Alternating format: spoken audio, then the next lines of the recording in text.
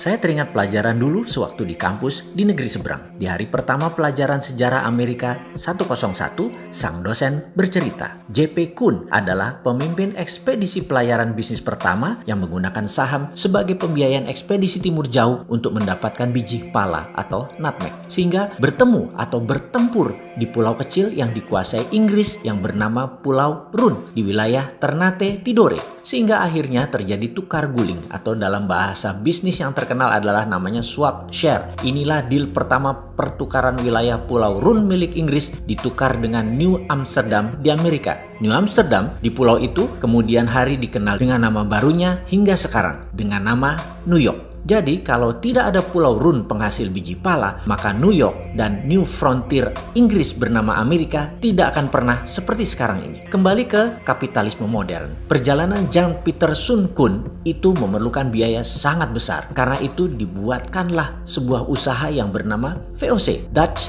East Indies Company, milik berbagai pengusaha Eropa berbasis di Belanda. Mengapa multi owners? Karena semakin banyak yang store saham, semakin kecil risiko yang ditanggung dalam perjalanan yang berbiaya sangat besar tersebut. Inilah asal muasal awal kapitalisme modern, yaitu modal bersama urun dana di bursa keuangan. Maaf, ini juga yang jadi alasan Santara lahir. Berdasar dua pengalaman sejarah, Colleganza Venezia dan VOC-nya Belanda. VOC adalah perusahaan pertama di dunia yang menjual stok atau sahamnya agar bisa dimiliki banyak pemodal secara masif. Karena itu, mereka terdiri dari pemilik 17 pemegang saham besar. Beda dengan Colleganza, pemegangnya orang kecil. Oke, nanti kita jelaskan lengkap di chapter khusus untuk Colleganza Venezia ini. VOC juga perusahaan pertama di dunia yang sahamnya dimiliki oleh multi-international owners. Ditambah dengan 21 tahun pemberian hak kelola spice, rempah, menjadikan VOC adalah perusahaan mega korporasi pertama di dunia. Hak yang utamanya adalah mengeksploitasi rempah Nusantara. VOC menjadi model pertama di dunia atas mega korporasi yang merubah dunia bisnis, dunia finansial, dunia saham, bursa efek, dunia sosiopolitik ekonomi, military political diplomasi, maritime exploration, dan penjajahan ekonomi oleh perusahaan global. Sengaja saya menuliskan panjang sejarah VOC ini agar bisa mengingatkan dari sejak awal Endos Nesos ini berdiri. Negara kepulauan terbesar di dunia ini adalah ditakdirkan sebagai global player. Banyak peristiwa besar yang membuat dunia seperti sekarang ini dilahirkan dan besar karena Indonesia. Juga mengingatkan bahwa Indonesia itu dijajah oleh VOC loh ya, dieksploitir secara ekonomi sumber daya alamnya. Kekuatan militer Hindia Belanda di setiap wilayah VOC yang membayar overheadnya bukan pemerintah kerajaan Belanda, tetapi swasta, yaitu VOC itu sendiri. Korporasi membayar power itu biasa. Lalu yang dibayar tadi juga tahu diri, yaitu agar langgeng VOC di negara jajahan sumber daya alam dan manusianya sampai habis, maka wilayah itu dilindungi dengan ketat oleh tentara. Samalah dengan Tiongkok, negaranya melindungi bisnisnya di negara lain. Pemerintah Amerika melindungi swastanya di Timur Tengah dan di seluruh dunia dengan 800 pangkalan, mulai dari pangkalan militer fisik yang terlihat hingga safe house. Mudah-mudahan pelajaran beginian bukan menyindir ketika ada pejabat miring ke salah satu karena dia tidak paham geostrategi negara lain. Maaf loh ya, maaf. Biasanya, ya kalau tidak paham, ya kaki tangan mereka. Wis, itu saja. Kembali ke VOC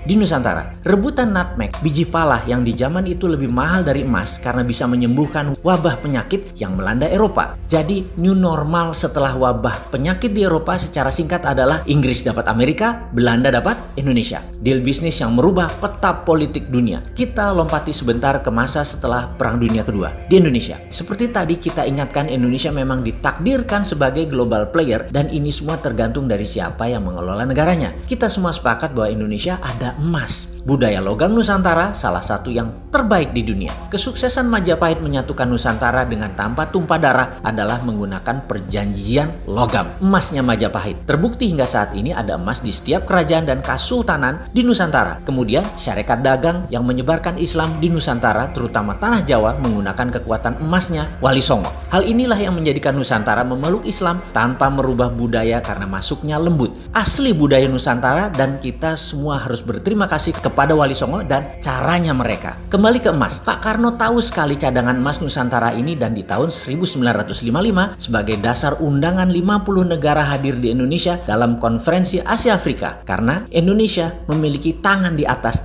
kekuatan emas tersebut. Cina, India, Pakistan, Mesir, Korea Utara, Kuba, semua tokoh revolusioner semua mengharap dukungan Indonesia. Bayangkan ada Nehru, Gamal Abdul Nasser, Zulfikar Ali Bhutto, Mao Zedong, dan legendaris dunia lainnya hadir di Bandung, kota kecil di negara yang baru 10 tahun merdeka. Karena apa? Itulah obor ala Indonesia, itulah IMF ala Indonesia. Presiden Soekarno tahu kekuatan sumber daya alam nasional. Kalau dijadikan jaminan untuk printing money, maka rupiah bisa lebih kuat dari dolar. Tapi sayang 1000 kali sayang, Pak Karno pemikir tunggal. Di bawahnya tidak siap karena cakar-cakaran kekuatan politik bermanuver, sehingga lupa mengelola tanah air tercinta dan membangun kekuatan pertahanan, terutama intelijen. Sungguh, membangun kekuatan politik dunia tanpa membangun kekuatan shadow, kita menjadi rapuh. Ketika CIA bergerak, kita tidak antisipasi. Langkah Soekarno adalah ancaman terhadap dolar. Dan terbukti 10 tahun kemudian CIA berhasil melakukan operasi clandestine menggulingkan Soekarno. Pak Karno menjadi sejarah. Kembali kita ulangi sekali lagi. Sepakat ya, Indonesia ini ditakdirkan memang untuk jadi global player. Kedepan kita harus perbaiki strategi bernegara dalam geostrategi antar negaranya. Inilah kekuatan yang harusnya saat ini diambil alih oleh pemerintah di saat gajah Cina Amerika bersih tegang. Sekarang dunia bergeser lagi peta politik dunia dengan adanya Thucydides trap antara Cina dan Amerika. Bener deh, kita tidak boleh terjebak obor Cina dan strategi keuangan ala IMF-nya Amerika. Kita harus bermain cantik di antara dua kekuatan. Sekedar mengingat, jangan miring ke Amerika, jangan miring ke Cina. Gunakan hati ke depannya di dalam berbangsa dan bernegara. Sungguh, gunakan lebih dari satu hati di dalam mengelola negara. Hati-hati.